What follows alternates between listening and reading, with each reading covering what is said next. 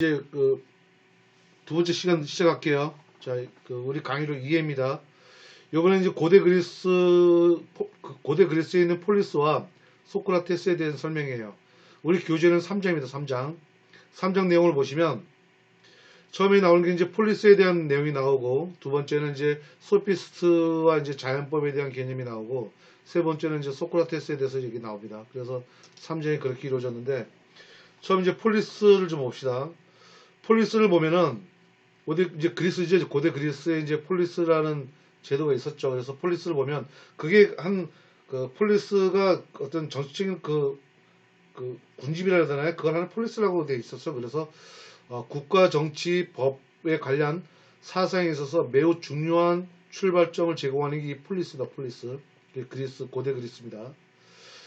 아테네와 스파르타에 대한 정치 구조에 대한 연구 또는 이제 영감 속에서 민주주의와 공동체에 관한 수많은 사상이 이제 나왔는데, 루소에서 민주주의 이념과 해결에 대한 법 철학에 대한 핵심 개념인 인륜, 이런 것도 폴리스에 대한 공통체성에 많은 관계가 있다는 거죠.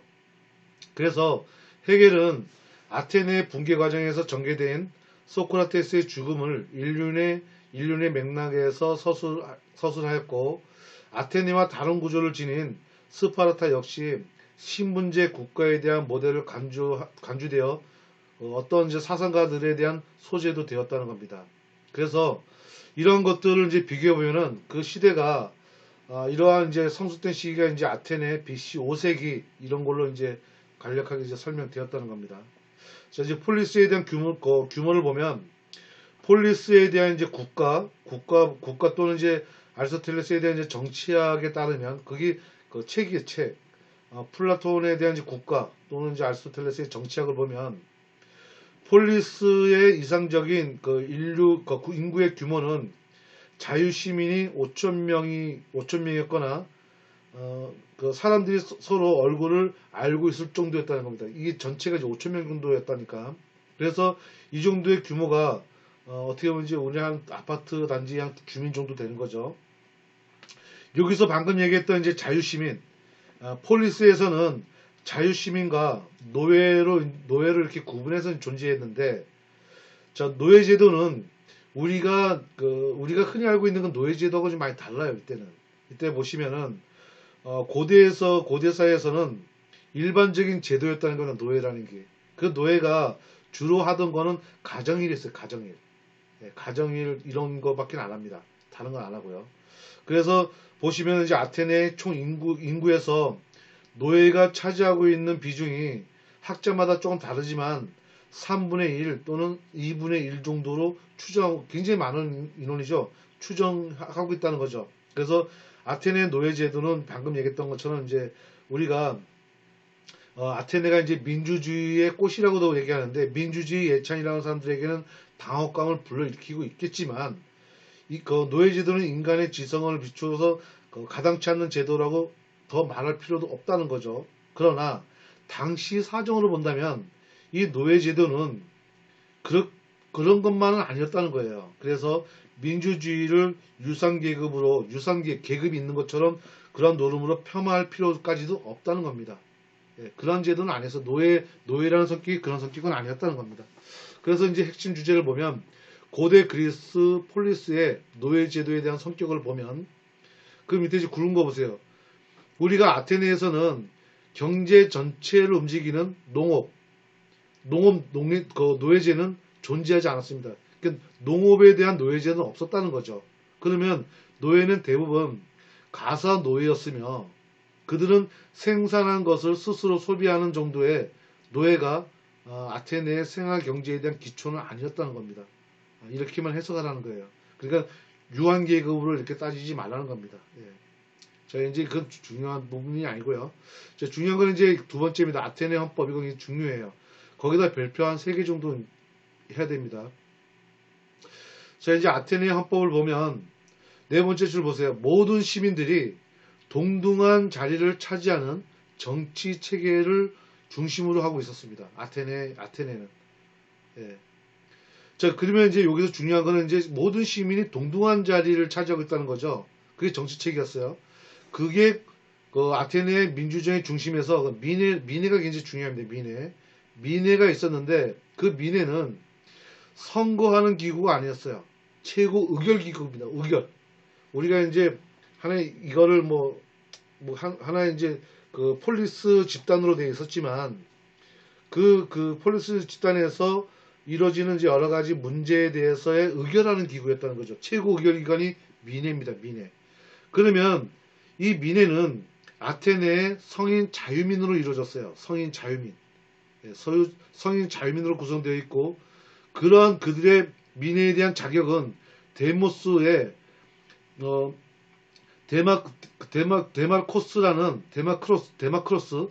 데마르코스에 의해서 공인됩니다. 그 데마르코스에 대해서 공인되고 중대한 범죄를 저지를 경우에는 이 시민 자격을 박탈해요. 그래서 시민 자격을 얻는 데서는 재산 등을 고려하지 않습니다. 재산이 많건 적든 이걸 고려하지 않고 아테네의 성인 자유민으로서 이제 구성된다는 겁니다. 그리고 그거 자유민 중에서도 데마르코스에 의해서 이제 공인된다는 거 이거를 좀 체크해 주셔야 되고 민회가 가지고 있는 성격이 중요합니다. 성격을 굉장히 자주 물어봐요. 그러니까 그 민회는 굉장히 중요하다고 좀 봐주시고요. 그리고 이제 이러한 민회는 어떻게 이루어지냐면은 1년에 40번 정도가 열리는데 그곳에서는 그 시대를 좀 상상을 하시면 돼요. 고대 아테네. 그래서 아테네를 좀 상상하면서 가세요. 전쟁에 관한 사항 또는 법에 대한 사항, 예산에 관한 사항, 그리고 법관에 대한 임명 이런 거에 대한 그 여러 가지 사항들에 대해서 민주적으로 토론했다는 겁니다. 그러한 부분을 의결하기 위해서 가지고 있는 최고 의결기관이 민회라는 거예요. 그러면 이들은 입법기관인 동시에 여러 가지 방법으로 행정과 사법을 통제했다는 겁니다. 입법기관이죠. 의결기관이니까 입법기관이면서도 사법과 행정과 사법을 통제했다는 겁니다. 그래서 민회는 특별한 사항이 없는 경우에는 한 달에 한 번 개최하고 보통 위에다 보다시피 민회는 1년에 40번 정도가 열렸다는 거예요. 통관적으로 한 달에 한 번인데 40번이면은 한 달에 10번 열렸다는 거죠. 자, 그러면 이제 두 번째 이제 핵심 주제를 보시면 고대 폴리스의 대표적인 아테네 민회를 중심으로 헌정 질서에 있어서 민회의 구체적인 구성과 통치 방식은 어떻게 됐냐?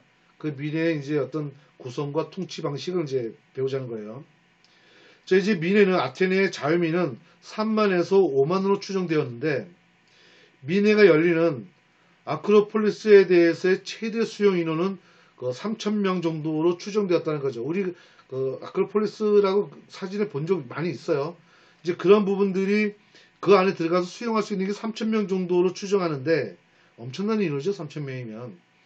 근데 그러한 민회를 준비하기 위해서 그 의제를 정돈하는 위원회가 필요하게 됐고 그 위원회는 500명, 500인의 평의회라고 불리는데 이들은 추천을 통해서 선발됩니다. 그 추첨을 체크해주세요. 추첨으로 선발합니다. 추첨으로 선발하게 되고요. 추첨으로 평위원회에 선발한다면 자격 조건이 주어지는 거예요. 그걸 어떻게 하냐면 추첨을 통해서 그 추첨을 체크해 주시고요. 평의회 의원이 추첨을 통해서 선출하는데 매년마다 교체가 됩니다. 매년마다 그냥 보세요. 우리가 자유민은 3만에서 5만으로 추정하고 있고 그리고 그 안에서 어떻게 보면 500명이라는 평의회가 구성되는데 그 평의회를 구성하는 그 의원들은 추첨으로 선발하게 되고 1년에 한 번씩 교체가 된다는 거예요. 그래서 이렇게 교체하는 거는 권력 독점과 부패에 대한 그 결탁관계를 원천적으로 불가능하게 만들었다는 거죠. 1년에 한 번씩 바뀌니까. 완전히 바꾸는 거예요. 완전히 바뀌는 겁니다. 물론 그렇지 않았다는 것도 있는데 바뀐다고 생각했어요. 그래서 여기서 정책 위반과 정책 집행은 이런 거죠. 정책 집행은 500인에 대한 평의회가 담당하였다는 겁니다.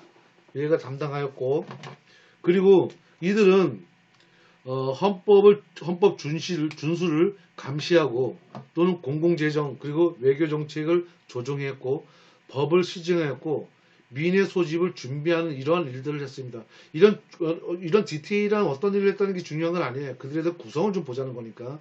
자, 그런데 다시 평의회가 이러한 활동을 하기에는 너무 비대하죠. 10분의 1 기간마다 50인의 위원회를 순번으로 순번으로 그 500명 중에서 50인 위원회를 둬서 순번으로 행정을 담당했다는 겁니다. 이 500명 중에서도. 그리고 민회가 개최하는 날은 이 50명 가운데서 그 중에서 한 명을 추첨해서 의장을 선발합니다. 의장을 선발하는 지금 우리나라의 원수예요. 원수. 그 나라의 원수처럼 그 소위 국가 원수가 되는 겁니다. 그 의장은. 그래서 50인의 평의회 의원 중에서 행정관이 선출되고 그리고 평의회 통제 아래 두었다는 겁니다. 평의회 500명이죠. 평의회 500명 통제 아래 두었습니다. 그래서 평의회의 권력은 결정적으로 민회에 대한 호의적인 의존에 있었다는 거죠. 밑에 보시면은 그래서 평의회 기능이 확대되는 경우도 있지만 모든 법령은 평의회 인민의 공동 명의로 가결합니다. 네. 모든 법령은 다 그렇다는 거죠. 중요하죠. 그래서 민회는 입법 행정뿐만 아니라 사법도 장악합니다. 그래서 아테네 직업적인 행정관이 없었듯이 직업적인 법관이나 변호사도 없습니다. 왜냐면 이렇게 추첨을 해가지고 이제 진행이 되니까요. 그리고 배심원 사건들을 판단하였으며 영미에서 시행하고 있는 배심원 제도와는 이제 달리 스스로 판사단을 단이라고 불렀다는 겁니다. 미국하고 똑같은 건 배심원 제도는 아니에요. 네, 그렇게 이제 봐주시고 그리고 이제 보시면은 두 번째는 이제 페리클레스에 대한 연설에서 아테네에 대한 덕성이 있습니다. 그래서 페리클레스 연설이라는 말 나오면은 여러분 키워드를 아테네 덕성을 좀 키워드로 잡고 밑으로 쭉 오시면은 동등성의 원리라는 걸 꼭 체크해 주세요. 페리클레스의 연설, 동등성의 원리 이걸 같이 연결해 주세요. 자, 다시 이제 위에 올라옵니다. 자, 페리클레스의 연설에 보면은 우리가 쭉 내려와서 이제 뭐 민주주의 어쩌고 쭉 얘기 나오는데 중요한 거는 이제 쭉 읽어보지 여러분들 어렵진 않아요. 쭉 내려오시다가 동등성의 원리를 오시면 우리가 아까도 방금 얘기했던 추첨이라는 얘기가 있었죠. 자, 동등성의 원리는 공직에 동등하게 참여하는 기회를 보장하자는 것이 평의회지, 평의회. 공직이라 표현했어도 공직에 동등하게 참여하는 기회를 보장해 주는 것이 뭐예요? 추첨을 통해서 갖다 냈죠. 그래서 추첨제도입니다. 추첨제도. 이게 기말 시험에 굉장히 잘 나와요. 자주 나옵니다. 예. 그 평의회를 구성하는 성격이 평의회가 굉장히 중요한 역할을 하거든요. 그거는 추첨을 통한 거고 그거는 동등성의 원리에서 나오는 겁니다. 그 연설이 페리클레스의 연설에서 그 연설. 그냥 페리클레스의 우리가 이 연설은 뭐냐면 페리클레스라는 이 사람의 그때 시민이라고 표현되죠. 그 시민을 모아놓고 연설을 했어요. 연설을 하면서 그 연설한 것이 우리가 아테네에 대해서 이 구성하는 것이 어떠한 덕성을 가지고 있는지 그런 연설을 했다는 겁니다. 그 내용의 키워드가 이 동등성이에요. 동등성을 해가지고 얘기를 합니다. 그거에 대한 연설 내용이에요. 그래서 이게 굉장히 중요한 내용이니까 키워드를 좀 가져가 주시고요. 뭐 아리스토텔레스는 여기서 추첨은 민주정이고 선거는 과도정에 해당한다고 되어 있는데 아리스토텔레스 쪽으로 가야만 이게 나오는 거라 갑자기 아리스토텔레스 나왔으니까 이건 중요하게 다 생각하지 마세요. 나중에 이제 아리스토텔레스에 가서 이제 보시면 되는 겁니다. 자, 이제 그 핵심 주제 이제 3을 봅시다. 페리클레스의 연설의 내용은 무엇인가? 방금 얘기했죠. 페리클레스 연설. 네. 여기 이제 교재에 보시면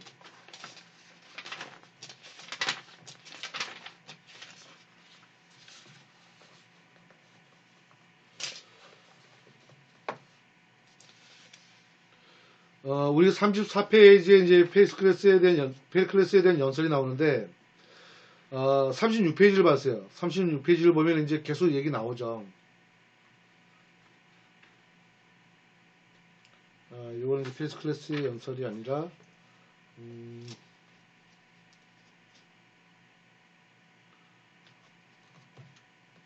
아무튼 그 연설이라는 부분이 이제 동등성의 원리입니다. 동등성의 원리니까 요거를 이제 그 핵심 키워드로 꼭 생각을 해 주십시오. 자, 이제는 이제 소피스트 봅시다. 소피스트.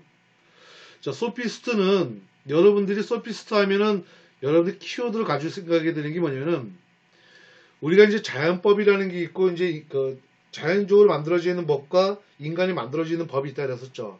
그러니까 자연적으로 자연적으로 구성되어 있는 이 법은 신이 만든 법이라 그랬어요. 예전에는 고대에서는 신이 만들었던 법이라 해가지고 이거를 뒤지는 작업을 하는 게 소피스트예요. 소피스트는 회계분자, 개변론자, 회계론자, 개변론자 뭐 이렇게 설명도 합니다. 개변론자. 예. 그래서 이들이 가지고 있는 키워드는 처음에 보는 것처럼 폴리스 법사상에 관해서 자연학에서 인간학으로 전환하는 작업을 한 게 소피스트들이었어요. 소피스트들은 자연학에서 인간학으로 전환하는 작업을 했습니다. 이게 굉장히 큰 이변이죠. 이게 굉장히 큰 이변이었어요. 이때 당시에는. 그래서 이 키워드를 꼭 생각을 해주세요. 그래서 보시면 소피스트들은 대체로 플라톤이라든가 그러죠. 플라톤이 나오죠. 플라톤, 아리스토텔레스 나오죠. 이런 분들이 다 이제 소피스트들이에요. 보시면 그 소피스트 사상이라든가 해석을 주로 보면 플라톤에 대한 대화편에서 고르기아스 아니면 소피스트 국가 이런 것에 대해서 이제 거기 진술하고 있는데 여기서 플라톤이 하면은 위에서 극복되는 그 대상에서 여겨지는 것처럼 소피스트 중에서는 법사상과 관련해 가지고 논의할 만한 것은 피타고라스가 대표적인 학자예요. 피타고라스를 보면은 보세요. 인간, 만물, 척도라는 이걸 주장했어요. 중요하게 보지 마세요. 그 밑에 내용이 중요합니다. 지금 어떤 내용이냐면은 종교적이고 신화적인 사유에서 예전에는 종교적이고 신화적인 것으로 우리가 다루었는데 이거를 인간 중심으로 사유하자라고 얘기한 거죠.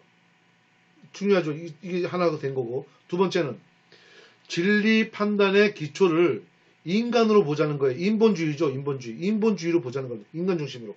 자, 세 번째는 인간에 대한 유용성을 진리 기준으로 산정해서 실용주의로 보자는 거죠. 요 세 개가 굉장히 중요합니다. 그래서 철학사적으로 보기에는 인식론적 상대주의로 전향합니다. 그 상대주의도 체크해주세요. 상대주의로 전향을 합니다. 제가 이거를 나중에 최종적인 편집할 때는 이걸 다 중요하다고 다시 재편집을 할게요. 상대주의로 전향을 해요. 이게 소피스트예요. 소피스트 얘기 나오면은 자연학에서 인간학 그리고 피타고라스는 뭐 생각하지 않으셔도 괜찮아요. 종교적이고 신화적인 것이 어디에 인간 중심적으로 또는 이게 진리 판단에 대한 기초를 인간 중심으로 가진 인본주의 그리고 그러한 것이 인간에 대한 유용성의 진리 기준을 어떻게 실용주의로 보자. 실용주의로 가고 그 인신론적인 상대주의로 전형하자는 게 소피스트의 사상이에요. 이 부분이 나오면은 무조건 이 문제에서 나옵니다. 이 문제. 그래서 여러분들은 요거 지금 방금 얘기한 요 부분을 굉장히 키워드로 좀 잡아주세요. 그래서 소피스트 문제 나오면은 여기서 나옵니다. 여기서. 자, 그리고 이제 밑에 내려가 보시면은 또 누가 있냐면은 트라시마코스 있죠. 트라시마코스가 있고 칼리크레스라는 이분들이 뭐라고 얘기했냐면은 트라시마코스하고 칼리크레스라는 이분들이 얘기한 게 세 가지를 얘기해요. 보시면은 처음에 법을 보다 강한 자의 이익이라고 정의합니다. 그리고 정의를 강자의 자연적인 권리로 규정합니다.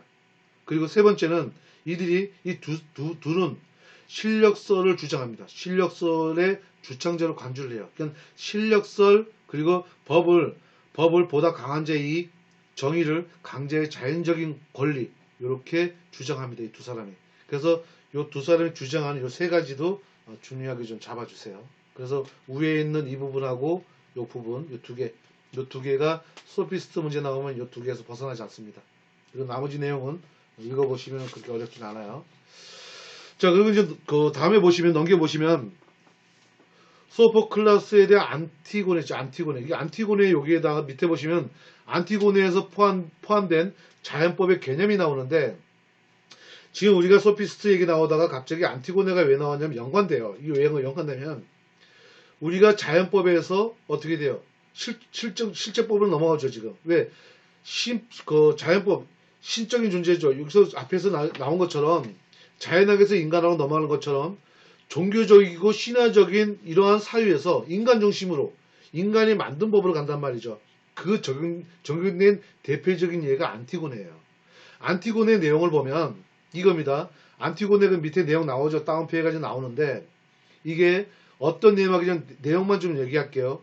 안티고네가 오빠의 이제 오빠의 장례식에서 안티고네가 이제 클레온 자기 아버지죠. 이제 왕한테 클레온 왕한테 국법을 위반하였다고 이제 추궁합니다. 국법을 위반했다는 거죠. 어떻게 국법을 위반했냐면은 안티고네는 다 같이 항변을 해요. 뭐라고 쭉 얘기하냐면 이 내용을 쭉 읽어보시면 어떤 내용이냐면은 하늘 자연법에는 이 오빠에 대한 이 부분에 대해서 즉 클레온 왕이 지금 국법으로 다스리는 것은 위법이다. 당신은 지금 인간이 만든 실제법을 인간이 만든 법을 가지고 좀 포고를 한 거죠. 포고를 했는데 이거는 자연법이 위반되지 않느냐 이런 얘기를 하는 겁니다. 지금 보셔서 그런 거 보세요. 안티고네 항변은 자연법을 정밀하게 규정해 본 처음 사례로 속한다는 거죠. 자연법을 얘기해서 자연법. 신이 만든 법에는 그런 내용이 없다는 거죠. 그런 내용이 없는데 왜 여기서 클레온 왕한테 당신은 실제법을 가지고 지금 오빠에 대해서 그렇게 처벌했냐는 거죠. 이거는 당신은 지금 국법을 위반했다는 거죠. 그 국법을 자연법으로 본 겁니다. 그래서 안티고네 체크해 주시고 자연법을 체크해 주세요. 예. 앞에 우리는 자연법하고 실제법 이 두 개를 전환시킨 게 소피스트라 했죠. 소피스트 중에서도 자연법에 대해서 대표적인 사례가 이 안티고네입니다. 안티고네. 나중에 여러분들 이 내용을 스마트폰으로 인터넷에 안티고네라고 검색해 보면 이 유리가 쭉 나와요. 아 이거구나 하고 개념이 딱 잡히면은 소피스트하고 같이 연결해서 이해해 주세요. 그래서 자연법과 실제법, 자연학, 인간학 전환되었다는 거. 그리고 여기 안티고네는 자연법을 주장했다는 겁니다. 그 한 예가 안티고네는 자연법을 주장했어요. 이 문제가 또 잘 나옵니다. 그래서 안티고네 나오면 무조건 자연법. 자 이제 3절에 이제 소크라테스 나옵니다. 소크라테스는 우리가 이제 소피스트의 대표적인 학자죠. 소크라테스 보시면 중간에 보세요. 시대적인 배경과 의미를 보면 소크라테스는 대부분 여러 지역을 유랑하면서 서로 상이한 관습과 문화를 통치 구조를 경험하게 됩니다. 상이한 관습과 문화를 그런 통치 구조를 경험하게 되는데 대체로 상대주의자, 소피스트는 상대주의자라 그랬죠. 그죠? 상대주의자였고 회귀주의자, 소피스트는 회귀주의자입니다.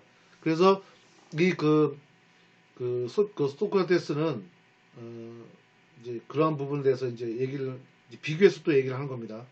자, 소피스트의 대부분은 여러 지역을 유랑하면서 상이한 관습과 그 통치 구조를 경험하고 상대주의자였고 회계주의자였다는 거죠. 자, 그래서 당시 소피스트들이 올바른 것과 올바르지 않는 것을 구분할 일반적이고 절대적인 기준 또는 규범이 없었다는 겁니다.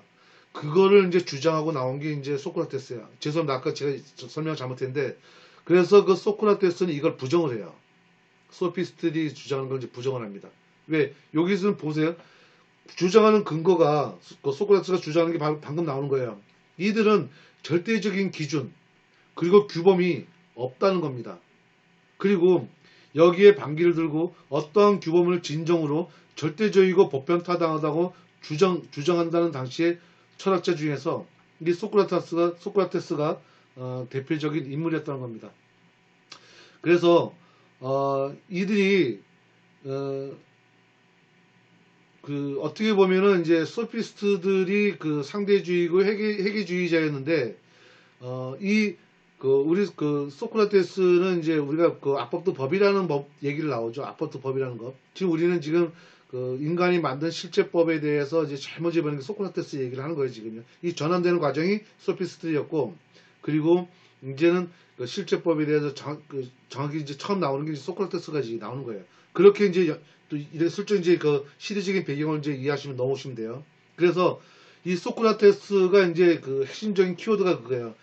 소피스트들은 이 상대주의자다 보니까 그때그때 다른 거예요. 어떤 기준이 없는 거죠, 기준이 없는데 그 기준을 정확하게 정하자는 겁니다. 그 기준을 정확히 정하자는 게 소크라테스예요. 자, 보시면 소크라테스의 대화편은 소크라테스가 저작한 게 아닙니다. 이게 플라톤 제자가 이제 저작이 내온 대화편에 보면 요 4명이 나옵니다. 4명이 나오는데 네 개 편이 나와요. 4개 편이 나오는데 요 4개 편을 여러분들이 애울려 가지 말고 그냥 이해하면서 넘어가세요. 암기하지 마세요.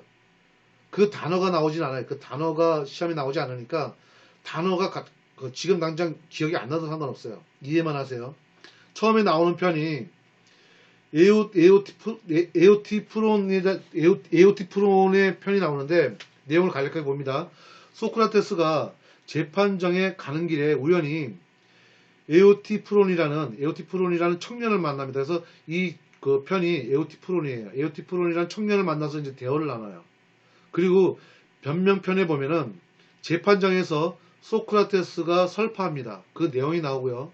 세 번째는 크리톤이라는 편에서는 감옥에 크리톤이라는 친구가 와서 어떻게 면회 온 거죠. 와서 대화를 나눠요. 그리고 이제 마지막으로 파이돈 편이 나오는데 파이돈 편은 이제 독배를 마시기 직전에 그의 친구 그리고 제자들 간에 서로 나누는 대화, 나누는 것이 이제 파이돈 편에서 이제 파이돈 편에서 나옵니다. 그래서 각각의 편이 다 내용들이 있어요. 처음에는 재판정에 걸어가면서 우연히 만나는 청년을 만나는데 청년이 이제 에오티프론이었고요. 에오티프론이 청년 이름이에요. 그래서 그렇게 이제 되는 거고 이제 변명편 이게 대화편이죠. 서로 대화 나누는 거예요. 대화. 이제 변명편이 있고 크린톤 편이 있고 파이돈 편 이걸 이제 수차적으로 이제 보시는 건데 자, 근데 보세요. 소크라테스는 아테네 시민들에게 철학을 가르치지 않고 대화를 통해서 이제 했습니다. 그래서 시민들에게 이제 스스로 철학을 하게끔 이제 한 거죠. 그래서 자신의 머리로 사유하고 자신의 입장을 명확하게 하고 자신의 생각의 모순을 깨닫게 함으로써 그게 철학을 가져가게끔 하는 게 이제 소크라테스의 하나의 철학을 전파하는 방법이었던 거예요. 대화를 하는 게. 그래서 올바른 통찰을 도달하게끔 이제 서로 도와주는 것으로 해서 이제 서로 대화를 나누는 겁니다. 그래서 소크라테스는 사람이 옳은 것과 옳지 않은 것을 구별할 수 있는 능력이 있다라고 본 겁니다. 그래서 전통이나 관습 또는 다수의 의사에 따르는 데 있지 않다. 보세요. 소크라테스가 전통이나 관습 그리고 다수의 의사에 따르는 데 있지 않다고 본 거죠. 지금 우리가 생각하는 게 좀 많이 다르죠. 요것도 키워드 가지고 왜냐면 다음에 나오는 것도 소크라테스를 또 비판하거든요. 그때는 또 이걸 또 주장을 합니다.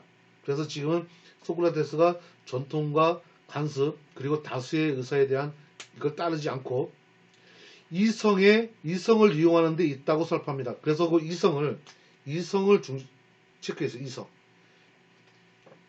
사리 판단이죠. 이성을 사용하는 데 있다고 이제 설파합니다. 이게 소크라테스예요.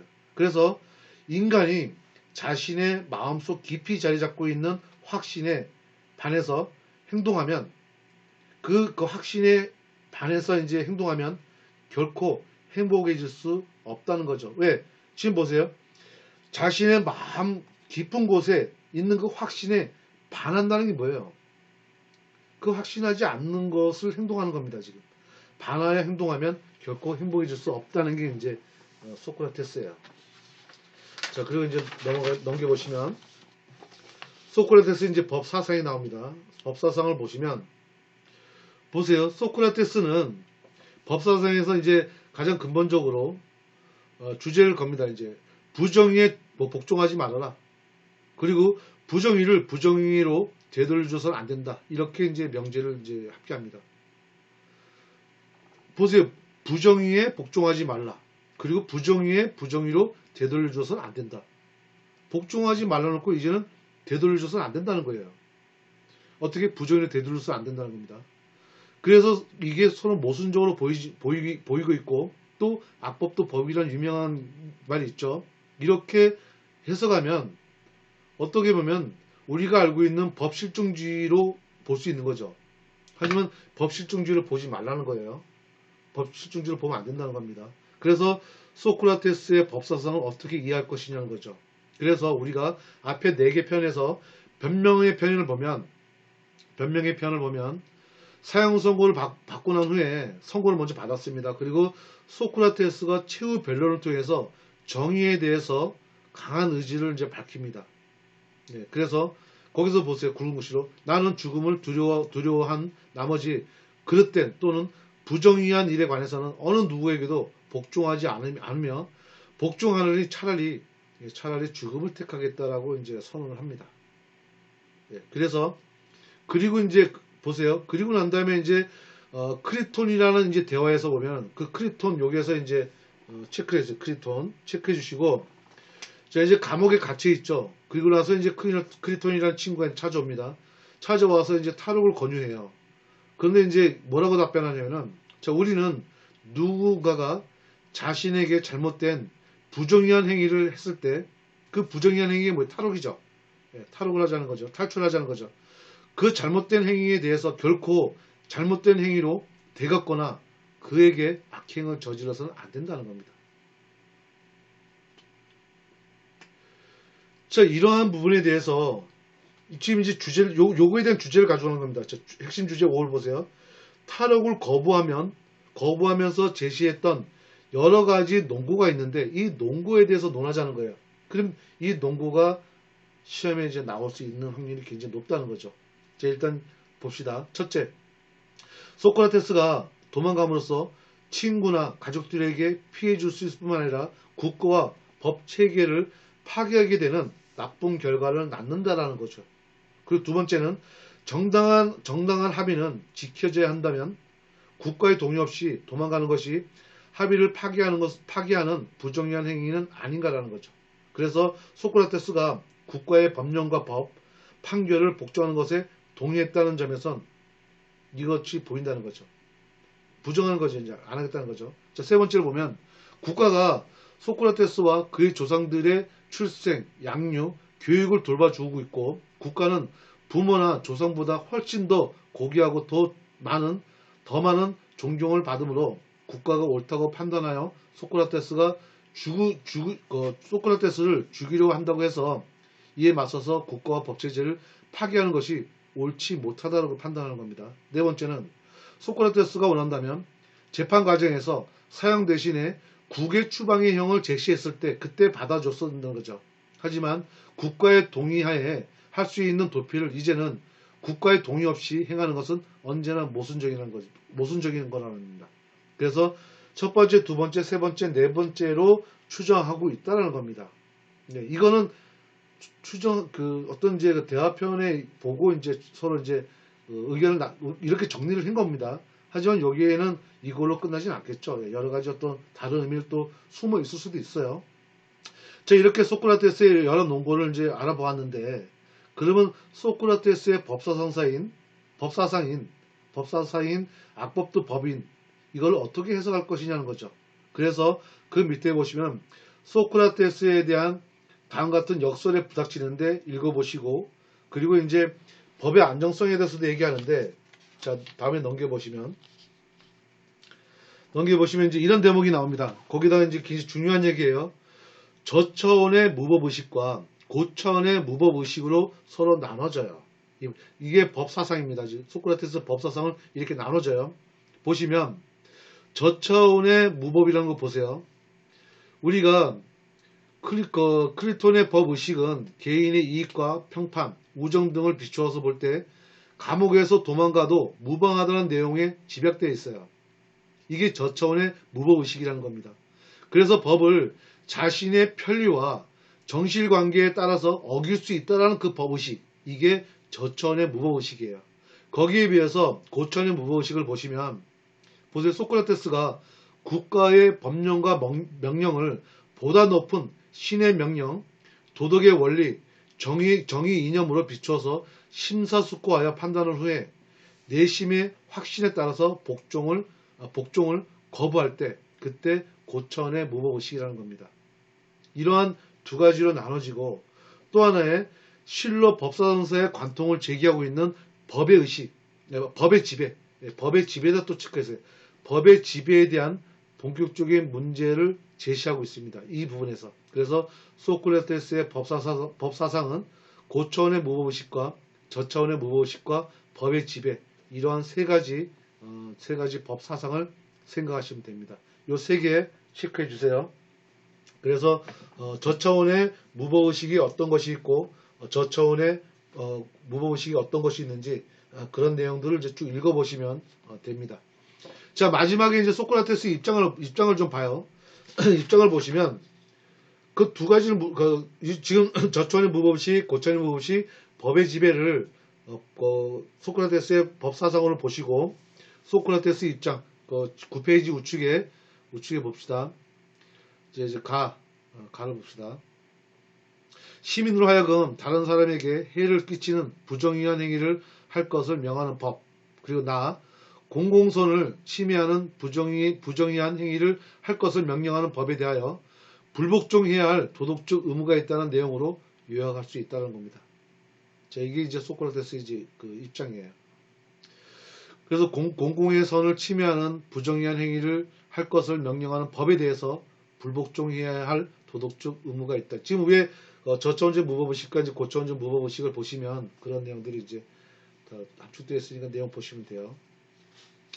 자, 여기까지가 이제 우리 제 3장에 대한 부분이고 3장부터는 기말 문제 이제 시험이 좀 많이 나옵니다.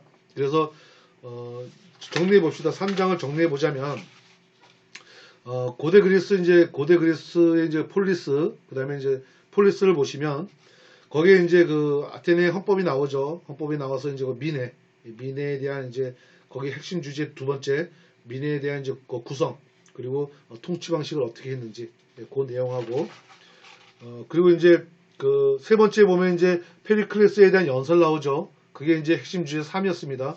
페리클레스의 이제 연설 내용이 어떤 건지, 동등성의 원리가 이제 거기 나옵니다. 그리고 동등성의 원리는 공직에 동등하게 참여하는 기회를 보장하는 것인데 그게 곧 추첨 제도라는 거. 그리고 이제 소피스트의 내용이 나오고 이제 소피스트와 자연법에 대한 개념을 왜 했는지 아시겠죠? 왜냐면 자연학에서 인간학으로 전환되는 게 소피스트거든요. 그래서 소피스트는 피타고라스에 대한 이제 그 주장에 대한 내용을 보면은 종교적이고 신화적인 사회에서 인간 중심으로 이제 전환되고, 그 다음에 진리 판단의 기초를 인간 중심으로 인본주의를 얘기하게 되고, 그리고 인간에 대한 유형성의 진리를 기준으로 상정하고 있는 실용주의, 그리고 인식론 중에 상대적인 전향, 상대주의 전향. 그래서 상대주의까지 여기 이제 피타고라스에 대한 여기 이제 주장에서 볼 수 있고요. 그리고 이제 트라시마코스하고 이제 칼리크레스에 대해서 그 세 가지 법을 보다 강한 자에 대한 이익, 두 번째는 정의를 강제의 자연적인 권리, 세 번째는 이들이 실력서를 주창한 자들이라는 거. 요거 세 가지 그걸 이제 생각해 주시면 됩니다. 그리고 여기 이제 소피스트면은 이제 제가 또 하나 생각하는 게 이제 안티고네였죠. 이제 안티고네는 자연법을 주장했다는 하나의 예라는 거. 자연법입니다. 자연법.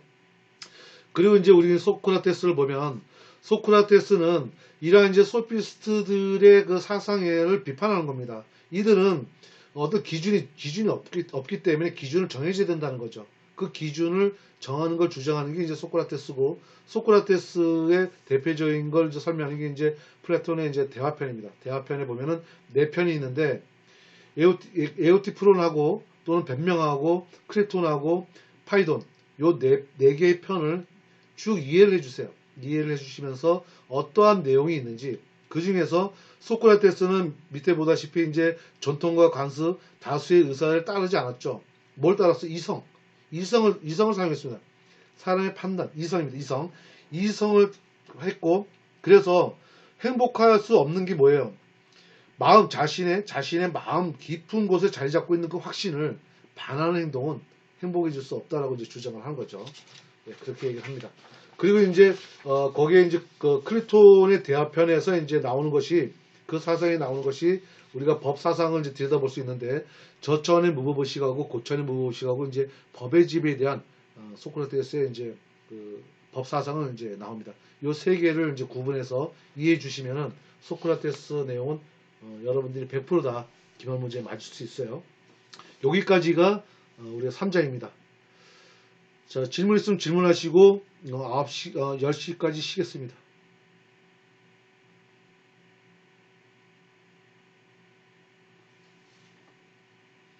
자, 질문해 주세요.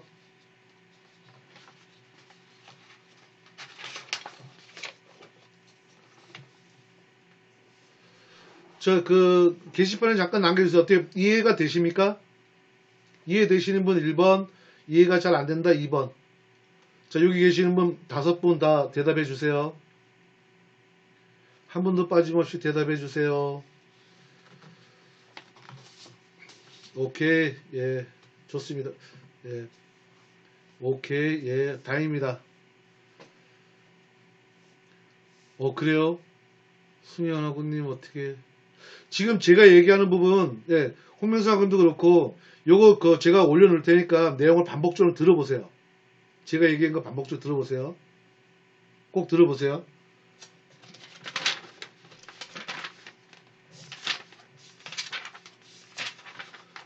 법사상은, 예. 다른 분은, 예.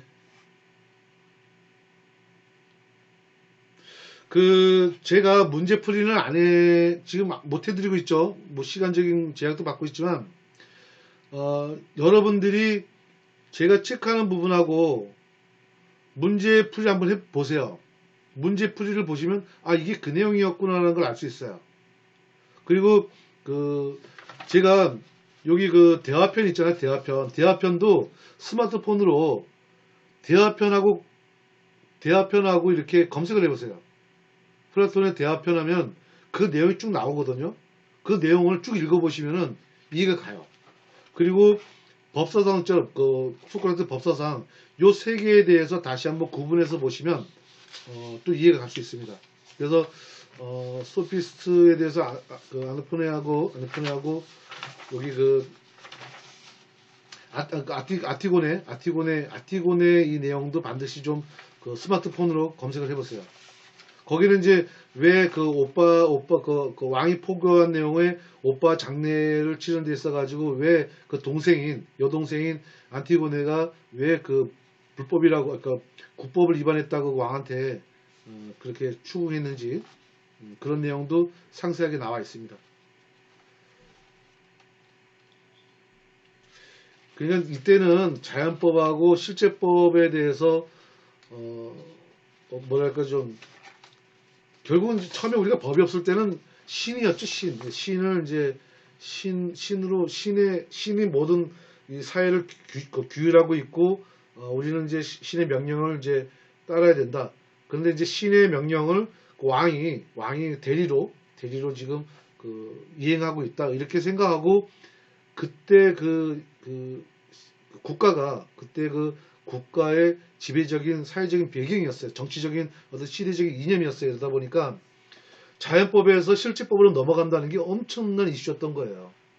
왜냐면 모든 게 신의 법에 의해서 이 나라가 통치되다가 자연법으로 넘어가 버리면 소크라테스가 주장하잖아요, 지금요. 그래서 결국은 이제 아파트 법이라고 그리고 이제 사용당하는데 이때 소크라테스가 이러면서까지 사용당하는 이유가 그 사회적인 배경이 있겠죠. 네, 배경이 있던 얘기죠. 그거는 이 자연법과 실제법도 벗어날 수가 없어요. 그래서 여러분들이 그런 부분까지도 이제 같이 이해하면서 넘어오시면 돼요. 그러면 좀 더 이해하기가 좀 쉬워집니다. 제 얘기가 이해가 되실지는 모르겠는데 이게 서양사다 보니까 그 서양사에 대한 이 흐름하고 똑같이 가거든요. 지금 이건 아직까지는 이제 뭐랄까 좀 법하고 직접적 연관을 짓진 않아요. 이게 철학이거든요. 아직까지 철학이지만 우리가 이제 국가라는 거를 이제 어떤 통치라는 부분을 보고 그걸 이제 법으로 이제 법이라는 관점으로 봤을 때는 이걸 법 사상이라고 본다는 거죠, 우리가. 그래서 이걸 이제 그런 관점으로 이제 우리가 이 부분을 이제 파악을 하고 있는 겁니다, 지금.